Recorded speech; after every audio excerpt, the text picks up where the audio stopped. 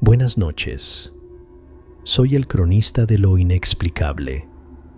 Les doy la bienvenida a este espacio, un refugio del ruido del mundo, donde escuchamos atentamente los ecos que se ocultan en el silencio. Las fábricas son los corazones de hierro de nuestra era, catedrales de la industria donde el ingenio humano y la fuerza bruta de las máquinas se unen para transformar la materia prima. Durante el día son un hervidero de actividad, un estruendo constante de prensas, motores y sirenas. Pero cuando el último turno se retira y las máquinas callan, se transforman. De noche, una fábrica es un lugar de vastos silencios y soledades inmensas. Un laberinto de pasillos metálicos, sombras y el goteo rítmico de algún fluido. Son los veladores, los equipos de mantenimiento y los trabajadores del turno nocturno quienes habitan estos espacios en sus horas más extrañas. Son ellos los testigos de los sonidos que no pertenecen a ninguna máquina y de las sombras que no son proyectadas por ninguna luz. Las historias que he reunido para Historias para no dormir provienen de estos lugares. Son crónicas de hombres y mujeres que, en medio del estruendo o del silencio de la fábrica, descubrieron que a veces el verdadero producto que allí se manufactura es el miedo.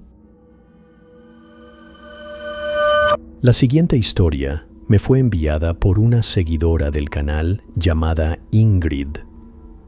Su relato es una crónica de dolor familiar y de un horror que nació en el corazón de una fábrica, pero que extendió sus sombras hasta el interior de su propio hogar. Es un testimonio que nos recuerda que hay accidentes laborales que no terminan con la muerte de la víctima, sino que apenas comienzan. Ingrid nos cuenta que su padre era un hombre de fábrica, un puesto operativo, como ella lo describe, en una gran planta industrial. Era un hombre bueno, un padre presente, pero su vida giraba en torno a los horarios y las demandas de su trabajo. Un día, la tragedia golpeó a su familia. Ingrid narra que ese día en la planta iban a traer nuevos productos que iban a requerir para unos nuevos procesos, cosas internas de la fábrica. En medio de esa operación, algo salió terriblemente mal. Media hora después, hubo una explosión. El padre de Ingrid, en un acto heroico, no huyó. Se quedó para ayudar a sus compañeros atrapados. Alcanzó a rescatar 2. En el tercero se intoxicó tanto que quedó adentro y fueron los vapores tóxicos lo que lo terminaron matando. La muerte de su padre destrozó a la familia, pero fue su madre quien llevó la peor parte. El duelo se convirtió en algo más oscuro, una herida que se negó a cicatrizar. Ingrid me cuenta que, semanas después del accidente, la presencia de su padre volvió a la casa. No era un fantasma consolador, era un eco de su terrible final.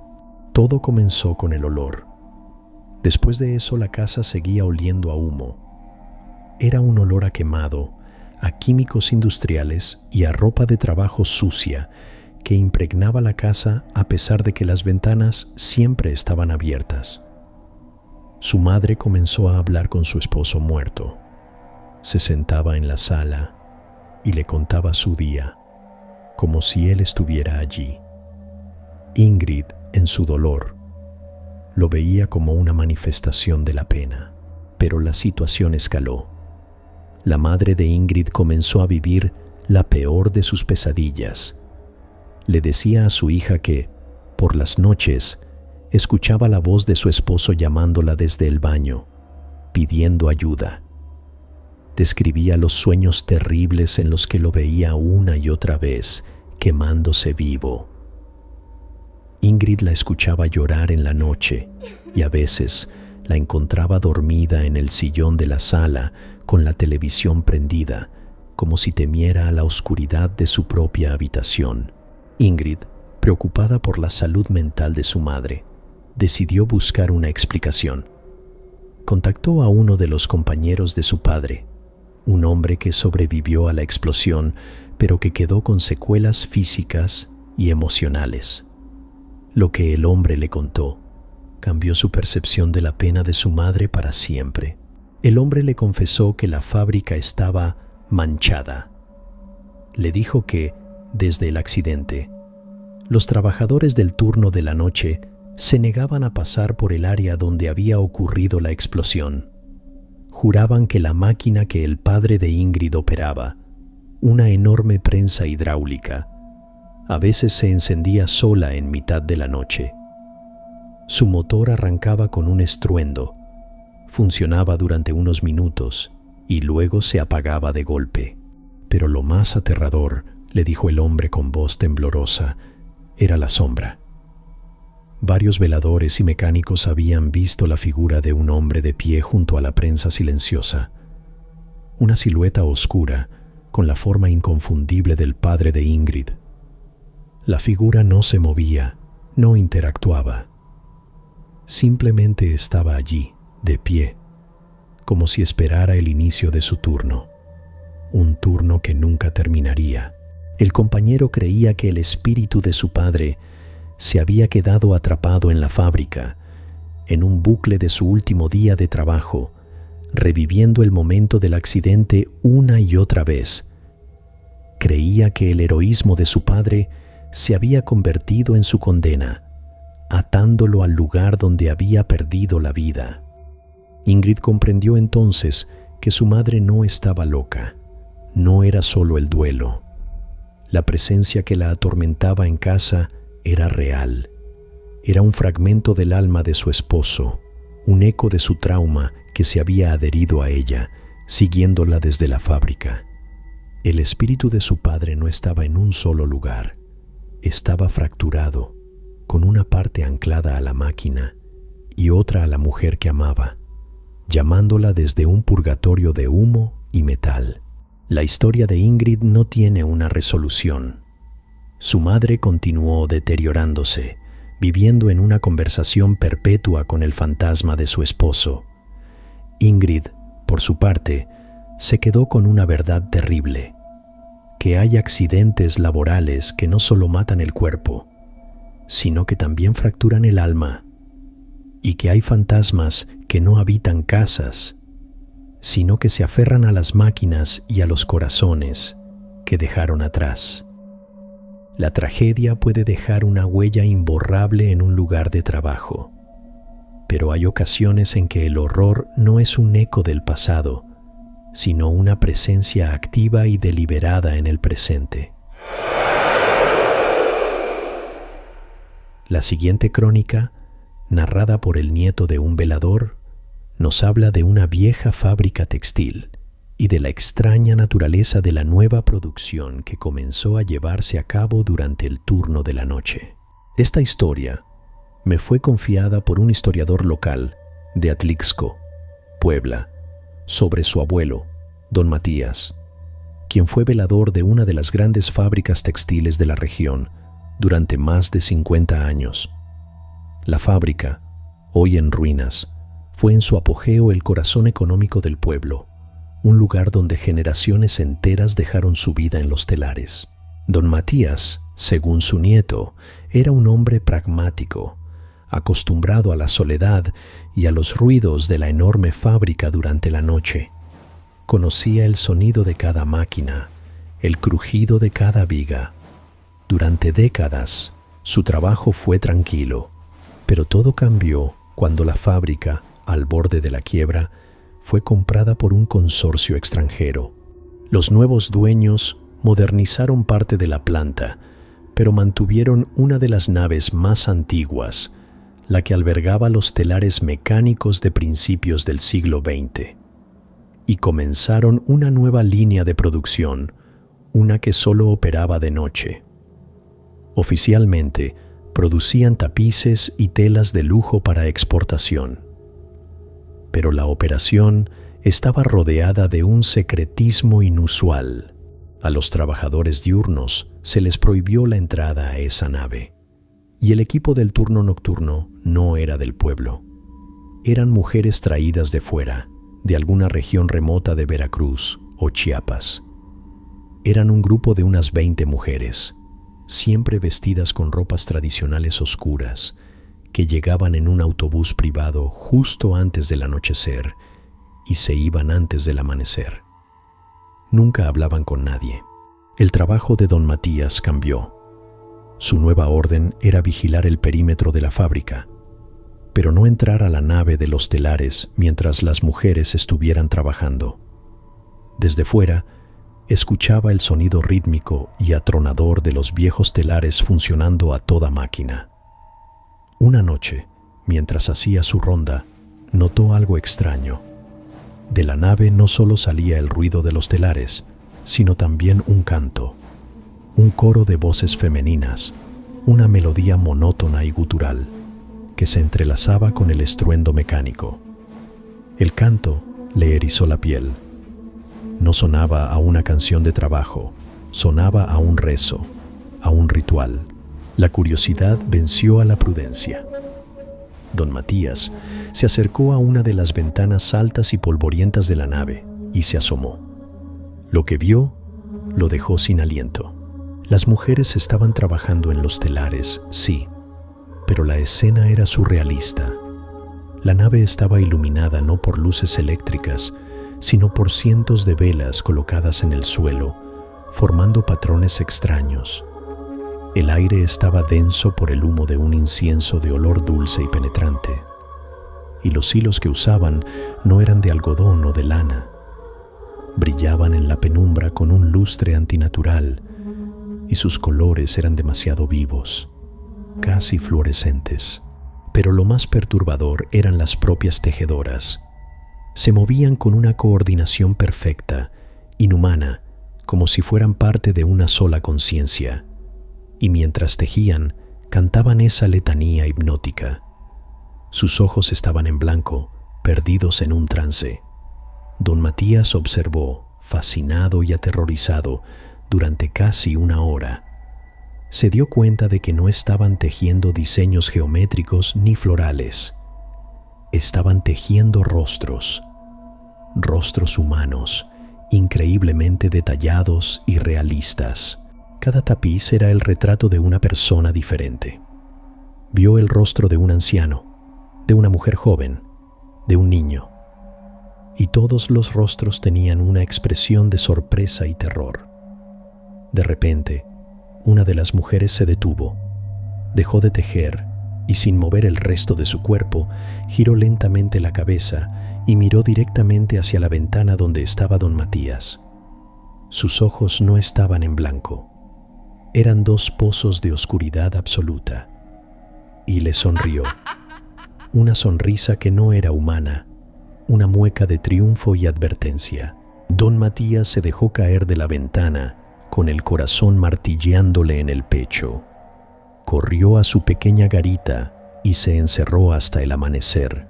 A partir de esa noche, el miedo se convirtió en su compañero constante. Ya no se acercaba a la nave, pero el canto y el ruido de los telares llenaban sus noches. Y empezó a notar otro detalle. A veces, en el periódico local, aparecían noticias de personas desaparecidas en la región, un campesino que no volvió del campo, un comerciante que se esfumó en un viaje, y don Matías, con un horror que le helaba la sangre, reconocía sus rostros. Eran los mismos rostros que había visto siendo tejidos en los tapices de la nave. Comprendió la terrible verdad. La fábrica no era una simple maquiladora textil. Era algo más. Esas mujeres no eran trabajadoras, eran brujas. Y los telares no tejían simples tapices, tejían la vida de las personas, atrapando sus almas en los hilos. Cada retrato terminado era una vida robada. Don Matías vivió con ese secreto durante un año más, hasta que no pudo soportarlo y renunció. La fábrica cerró sus puertas unos años después, tan misteriosamente como había sido comprada. El nieto de Matías concluye la historia diciéndome que, cuando era niño, su abuelo lo llevó a las ruinas de la fábrica. y le mostró algo que había logrado sacar de allí antes de irse. Era un pequeño trozo de uno de esos tapices. La tela, al tacto, estaba anormalmente fría, y en los hilos se podía ver el fragmento de un ojo humano, tejido con un realismo imposible, que parecía mirarlo desde el otro lado del tiempo, con una expresión de terror eterno. Hay fábricas que se convierten en centros de rituales oscuros, pero ¿qué sucede cuando la propia línea de producción, el corazón mecánico de la fábrica, comienza a producir objetos que parecen tener una voluntad propia? La última crónica de esta noche es una investigación sobre una maquiladora de juguetes en la frontera y una línea de muñecas que, según se cuenta, no venían vacías de fábrica. Para esta última crónica, nos dirigimos a la frontera, a la ciudad de Tijuana, un epicentro de la industria maquiladora. La historia se centra en una fábrica de juguetes, hoy ya desaparecida, que a finales de los años 90 produjo una línea de muñecas que se convirtió en una leyenda urbana. La investigación se basa en los testimonios de ex trabajadores y en algunos reportes de la época sobre juguetes defectuosos. La fábrica, que llamaremos Juguetes Estrella del Norte, era una maquiladora típica, una nave industrial enorme, ruidosa y mal ventilada, donde cientos de trabajadores, en su mayoría mujeres jóvenes, ensamblaban juguetes para una marca estadounidense. El trabajo era agotador, monótono y mal pagado, como el de aquella mujer que se vio trabajando en una fábrica con malas como condiciones económicas. En 1998, la fábrica recibió el contrato para producir una nueva muñeca llamada Pequeña Sonrisa. Era una muñeca de plástico simple, con ojos que se abrían y cerraban, y un mecanismo de voz básico que decía frases como «Te quiero, mamá». Los problemas comenzaron con la materia prima. El plástico con el que se fabricaban las cabezas de las muñecas llegó de un proveedor nuevo. Los trabajadores del área de moldeo se quejaron de que el plástico tenía un olor extraño, no el olor químico habitual, sino uno dulzón, casi como a flores marchitas. Y a veces, al salir de los moldes, las cabezas de las muñecas tenían pequeñas imperfecciones, manchas oscuras que parecían moretones bajo la superficie del plástico.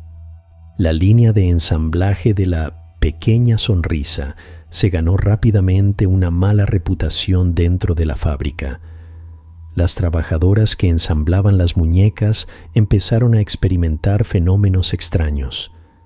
Se quejaban de dolores de cabeza constantes, de una sensación de fatiga extrema y de una opresión en el pecho. Algunas decían que, en el ruido de la maquinaria, escuchaban susurros, voces infantiles que parecían llamarlas por su nombre. El fenómeno más común y perturbador tenía que ver con los ojos de las muñecas.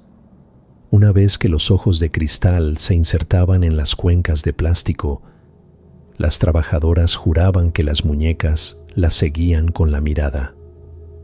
Docenas de cabezas sin cuerpo, en la cinta transportadora, girando sus ojos al unísono para observarlas trabajar. La gerencia, por supuesto, desestimó las quejas como histeria colectiva o producto del estrés. La producción no podía detenerse. Una de las trabajadoras, una joven llamada Lorena, fue una de las más afectadas. Comenzó a tener pesadillas recurrentes en las que cientos de muñecas Pequeña Sonrisa la rodeaban en la oscuridad de su cuarto, todas hablándole al mismo tiempo, sus voces mecánicas superponiéndose en un coro cacofónico y demencial. Una noche hubo un apagón en la fábrica. La nave quedó en silencio y a oscuras, salvo por las luces de emergencia. Lorena y su equipo esperaban a que volviera la energía. En esa quietud, escucharon un sonido. Era la voz de una de las muñecas. Desde algún lugar de la línea de ensamblaje inmóvil, una voz clara y mecánica dijo: ¿Tienes miedo? El pánico se desató. Varias trabajadoras salieron corriendo. Cuando la luz volvió, encontraron una de las muñecas en el suelo, lejos de la cinta transportadora, como si hubiera saltado o alguien la hubiera colocado allí.